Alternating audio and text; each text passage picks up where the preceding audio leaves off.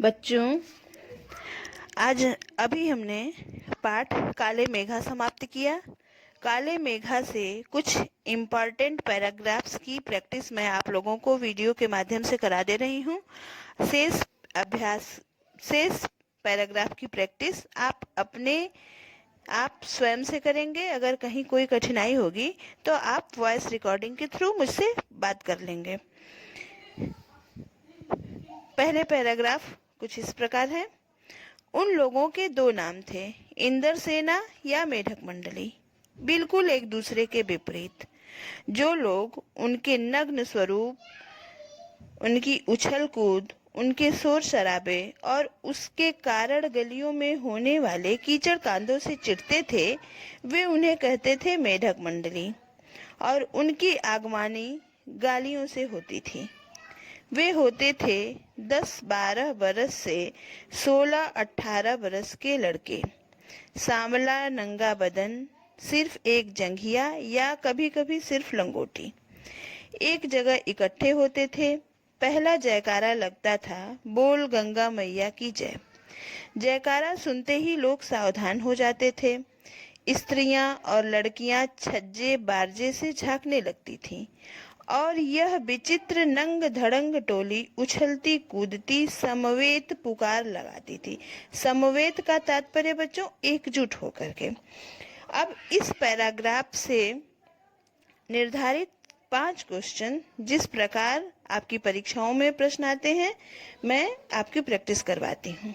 पहला प्रश्न, गांव से पानी मांगने वाले बच्चों के कितने नाम थे? गांव वालों से पानी मांगने वाले बच्चों के समूह के 2 नाम थे, इंद्रसेना और मेढक मंडली। मेढक मंडली से क्या अभिप्राय है?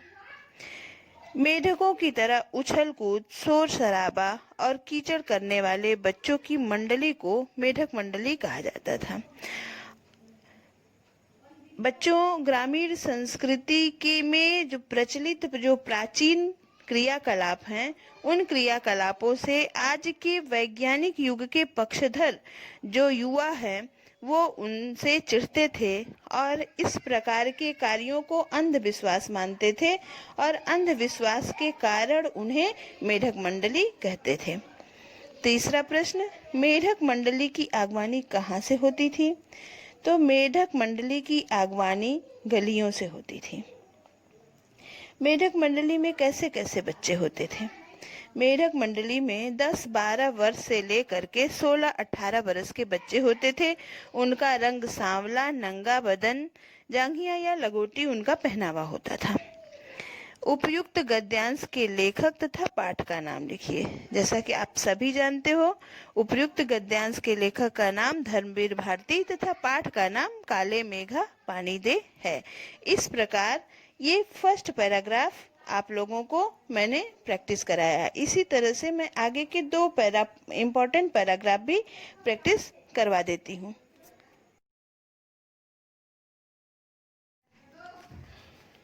दूसरा पैराग्राफ बच्चों, देश की कितनी क्षति होती है इस तरह के अंधविश्वासों से? कौन कहता है इन्हें इंद्र की सेना? अगर इंद्र महाराज से ये पानी दिलवा सकते हैं तो खुद अपने लिए पानी क्यों नहीं मांग लेते? क्यों मोहल्ले भर का पानी नष्ट करवाते घूमते हैं? नहीं, यह सब पाखंड है, अंधविश्वास है। ऐसे ही अंधविश्वासों के कारण हम अंग्रेजों से पिछड़ गए और गुलाम बन गए। इस पर आधारित प्रश्न, देश के किस तरह के अंधविश्वासों से क्षति होती है? उत्तर, वर्षा न होने पर, पानी की कमी होने पर भी गांव के बच्चों द्वारा मंडली बनाकर घर घर से पानी इकट्ठा करके गलियों में पानी बर्बाद करने जैसे अंधविश्वासों से देश की क्षति होती है। कौन कहता है इन्हें इंद्र की सेना? यह कहकर लेखक किन पर व्यंग करता है? कौन कहता है इन्हें इंद्र की सेना? यह कहकर लेखक इंद्र की सेना और मेढक मंडली पर व्यंग करता है। इंद्र सेना पर लेखक का क्या व्यंग है? इंद्र सेना का लेखक यह व्यंग करता है कि अगर इंद्र महाराज से ये पानी दिलवा सकते तो खुद अपने लिए पानी क्यों नहीं मांग लेते?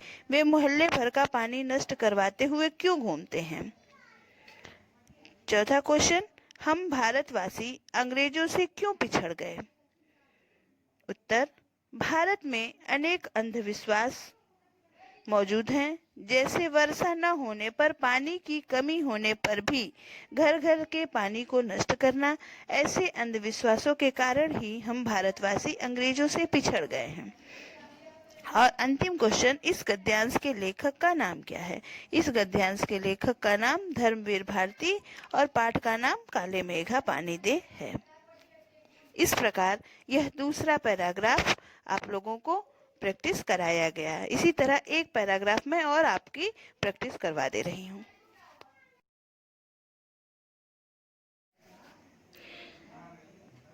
अंतिम पैराग्राफ, हम चटकारे लेकर इसके या उसके भ्रष्टाचार की बातें करते हैं, पर क्या कभी हमने जांचा है कि अपने स्तर पर हम अपने दायरे में उसी भ्रष्टाचार के अंग तो नहीं बन रहे हैं?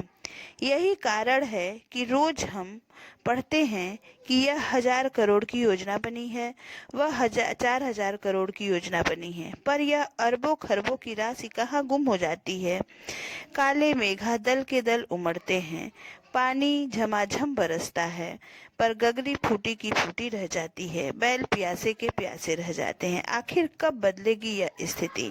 बच्चों, यह अंतिम पैराग्राफ है और इस पैराग्राफ को मैंने प्रैक्टिस के लिए इसलिए चुना है क्योंकि संपूर्ण पाठ काले मेघा पानीदे पाठ का जो सार है वह इसी पैराग्राफ में छिपा हुआ है। लेखक वर्तमान परिदृश्य में जो हमारे समाज में भ्रष्टाचार इसका एक अनिवार्य अंग बन गया है, हम देश के प्रति अपने कर्तव्यों को पर न ध्यान दे करके अपने व्यक्तिगत हितों के संचय में हम सदैव लगे रहते हैं। इसी स्थिति पर व्यंग करते हुए लेखक ने इस पैराग्राफ में बात कही है। हम चटकारे लेकर क्या बातें करते हैं? हम चटकारे लेकर इसकी या उसके अर्थात दूसरों के भ्रष्टाचार में संलग्न होने की बातें करते हैं। लेखक क्या जांचने का संकेत करता है? लेखक यह जानने का संकेत करता है कि हम दूसरों के तो भ्रष्टाचार की बातें करते हैं, लेकिन कभी अपने आप को जांचने की कोशिश नहीं करते कि कहीं हम उसी भ्रष्टाचार के अंग तो नहीं बन रहे हैं। भ्रष्टाचार को कैसे रोका जा सकता है? देश का प्रत्येक मनुष्य यदि अपना अपना कर्तव्य पूरी निष्ठा ईमानदारी के साथ पालन करे और यह दृढ़ निश्चय कर ले कि हम कोई रिश्वत नहीं लेंगे और न ही देंगे, तो भ्रष्टाचार को रोका जा सकता है। देश में करोड़ों अरबों की राशि तथा योजनाएं कहाँ गुम हो जाती हैं? देश में करोड़ों अरबों की राशि तथा योजनाएं भ्रष्टाचार की भेंट चढ़ जाती हैं।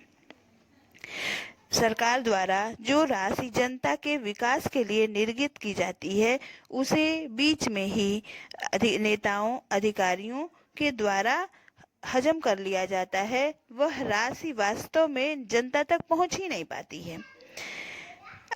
अंतिम प्रश्न, देश में प्रतिवर्ष करोड़ों अरबों की योजनाएं सामान्य जनता तक क्यों नहीं पहुंच पाती? देश में प्रतिवर्ष करोड़ों अरबों की योजनाएं सामान्य जनता तक इसलिए नहीं पहुंच पाती क्योंकि ये योजनाएं जनता तक पहुंचाने से पहले ही भ्रष्ट अधिकारियों के भ्रष्टाचार का शिकार हो जाती हैं। भ्रष्टाचारी सारे पैसे पहले ही हजम कर जाते हैं और जनता ऐसी ही रह जाती है। इस प्रकार बच्चों, आज काले मेघा पाठ समाप्त हुआ।